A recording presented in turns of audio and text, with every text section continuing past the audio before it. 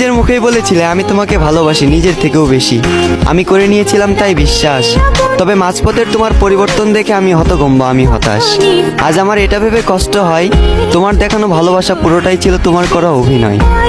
শেষ যেদিন তুমি আমার থেকে শেষবারের মতো বিদায় নিলে, আমি মনের ডাকে চিৎকার করে তোমাকে ডেকেছিলাম, তুমি দাওনি আমার সেই ডাকে সাড়া। মানতে হবে তুমি নিখুঁত একজন অভিনেত্রী, তোমার অভিনয়টা ছিল সেরা। আমার বিকল্পে হয়তো তোমার হাজার জন ছিল, তবে আমার জীবনে কেউ ছিল না শুধুমাত্র তুমি ছাড়া। আজ তুমি অন্যের হাত ধরে পূর্ণতার পথে হাঁটো, আর আমি ব্যর্থতার পথে হাঁটি একা দিশেহারা। আমার বয়সটা খুবই অল্প, আর এই অল্প বয়সে বুকে জমা আছে দুঃখ শত শত। তোমার অভাবে প্রতিনিয়ত আজ আমার চোখে ঝরে অশ্রু, বর্ষার বাদ ভাঙা স্রোতের মতো। তোমার করা আঘাতের যন্ত্রণাটা ছিল ঠিক তেমন, দুর্ঘটনায় ছটফট করে মৃত্যুর যন্ত্রণাটা যেমন। ভাগ্যিস পুনর্জন্ম বলতে কিছু হয় না, যদি পুনর্জন্ম বলতে কিছু হতো তাহলে আমি সেজন্মে তোমার পিছু নিতাম, ভালোবাসার অভিনয় করে একদিন ছেড়ে যেতাম, তোমাকে বুঝিয়ে দিতাম বিচ্ছেদের ব্যথাটা আসলে কেমন।